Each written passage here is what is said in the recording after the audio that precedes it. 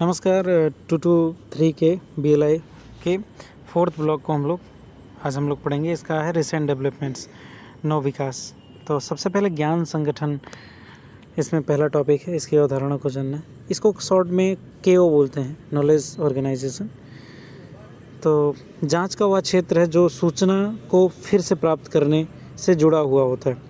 और ज्ञान संगठन जिसे KO से भी संबंधित करते हैं, ज्ञान की प्रकृति व व्यवसाय को जांचता है और समान वस्तुओं के समूहन और उसके सूचनाओं को संबंधित करता है। और ये वर्गीकृत करने में बहुत ही ज़्यादा सहायता करते हैं। जैसे मोर जो है हमारा राष्ट्रीय पक्षी होता है, ठीक है। तो मोर को हम साधारण पक्षी के रूप में नहीं रखेंगे, बल्कि जब भी हम मोर को रखेंगे तो राष्ट्रीय पक्षी वाले जो वर्गीकरण है या जो जातियां हैं उसमें हम लोग रखेंगे। तो ये सारी चीज़ों का ये नॉलेज ऑर्गेनाइजेशंस हेल्प करते हैं। नॉलेज ऑर्गेनाइजेशन प्रणाली क्या होता है कि इसका संबंध अर्थ संबंधी उपकरणों से है जो ज्ञान संरचना की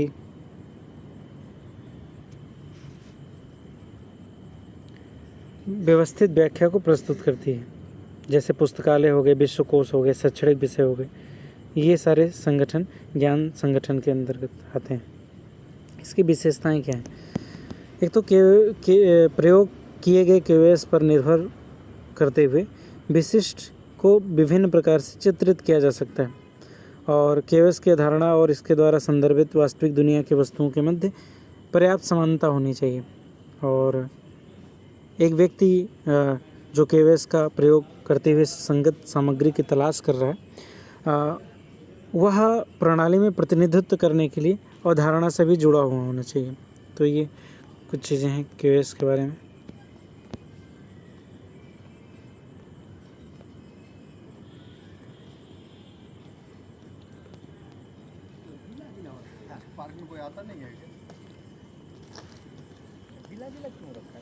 next is types of linking.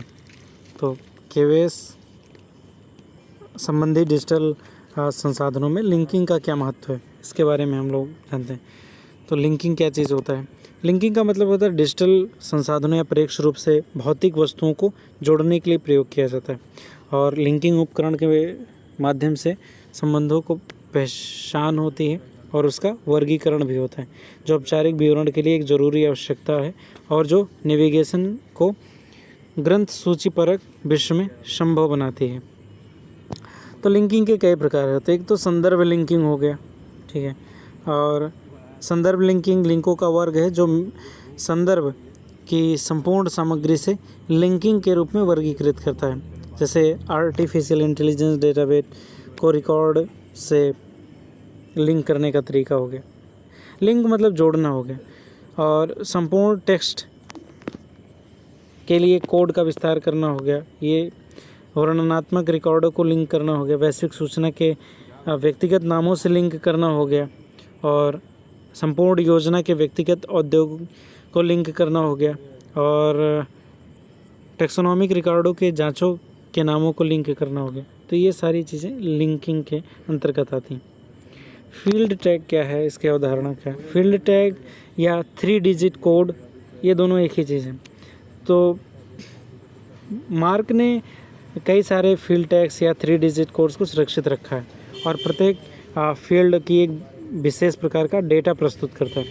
तो 3 डिजिट कोड जो फील्ड नामों का संक्षिप्त रूप है, ग्रंथ सूची इकाइयों का वर्णन करने के लिए उपयोग में लाए जाते हैं। और फील्ड टैग ग्रंथ सूची प्रारूप को लचीला प्रदान करते हैं और ये रिकॉर्डिंग के लिए अनिवार्य गुण है। और क्योंकि डेटा फील्ड्स जैसे शीर्षक, लेखक आदि की लंबाई चौड़ाई बदलती रहती है, तो उसमें ये उपयोगी है। अगला ओपेक क्या है? ऑनलाइन प्रसूची अंतरफलक के रूप में इसकी क्या विशेषता है?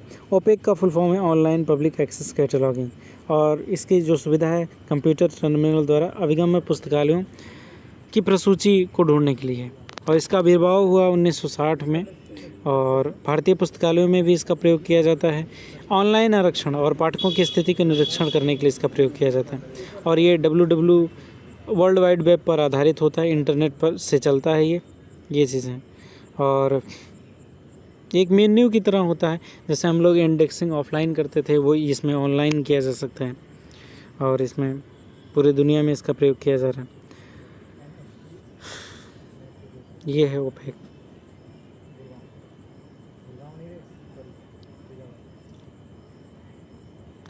मेटा डेटा क्या है, इसके उद्देश्यों को स्पष्ट करना हम लोगों को।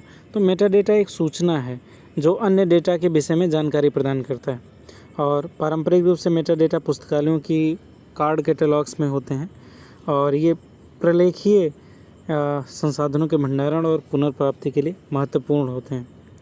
तो एक प्रकार का एक पुराना कैटलॉग हम इसको बोल सकते हैं और इसका उद्देश्य होता है प्रलेख को पुनः प्राप्त करना और दूसरा प्रलेख की संरचना, भविष्य में इसके रखरखाव को परिभाषित करना, उसको संग्रहित करना और उसकी जानकारी को देना।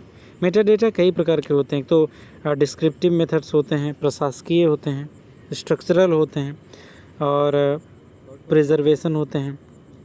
ये मेटा डेटा के कुछ प्रकार हैं। तो विवरणात्मक में क्या होता है कि मेटा डेटा का उपयोग डिजिटल ऑब्जेक्ट्स के पाठ्यक्रम या विषयों का विवरण देने के लिए, ठीक है, किया जाता है। जैसे AACR2 हो गया, मार्क 21 हो गया, ये हो गया। प्रशासकीय में क्या होता है, जब किसी आलेख को तैयार किया जाता है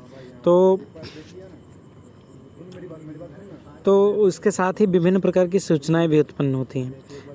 इसके प्रमाणन की भी ज़रूरत होती है। तो इसके अनुक्रम, संकलन, रख रखाव, लाइसेंसिंग, ये सारी और पेटेंट, ये सारी चीज़ें इसमें शामिल होती हैं।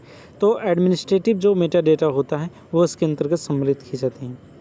और संरचनात्मक कि वो कितने खंड में विभाजित है, कितने अंक हैं, कितने उपविभाग हैं, ये सारी चीज़ें इसमें शामिल की जाती हैं। प्रिजर्वेशन में किस तरह से उसको सुरक्षित रखने के लिए प्रयोग किए जाती हैं, कौन कौन से जगहों पर वो रखा गया है, अभिलेखागार में है, पुस्तकालयों में, ये सारी चीज़ें इसके अंतर्गत आती है। और ये सारी चीज़ें ऑन्टोलॉजी के बारे में हम लोग जान लेते हैं। इसको बोलते हैं हिंदी में सत्ता मीमांसा।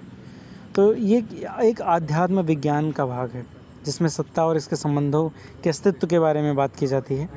और ये जो प्रविष्टियाँ होती हैं, जैसे लेखक वगैरह का जो सूचनाएं होती हैं जो लिखी हुई होती हैं इंडेक्सिंग में, उसके अस्तित्व और उसके आपसी संबंधों का ये अध्ययन करता है, ठीक है।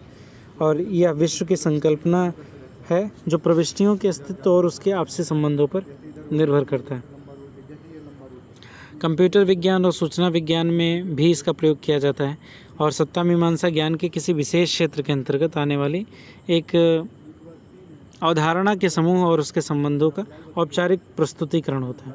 ये 3 प्रकार की होती है। एक तो सामान्य सत्ता मीमांसा, कोर सत्ता मीमांसा और क्षेत्र विशिष्ट सत्ता मीमांसा। सामान्य सत्ता मीमांसाएँ जो हैं वो ज्ञान संबंधी क्षेत्र में एक विस्तृत स्पेक्ट्रम को शामिल करती हैं और वे बहुत बड़े स्तर पर परिभाषित होती हैं और इसकी कुछ विशेषताएं होती हैं। जैसे थिसारस हो गया, ये पदकोश या वर्गीकरण योजना आज से तैयार की जाती हैं और ये सूचनाओं के आदान प्रदान के लिए तार्किक स्थूलता या उपयुक्तता प्रदान करती हैं।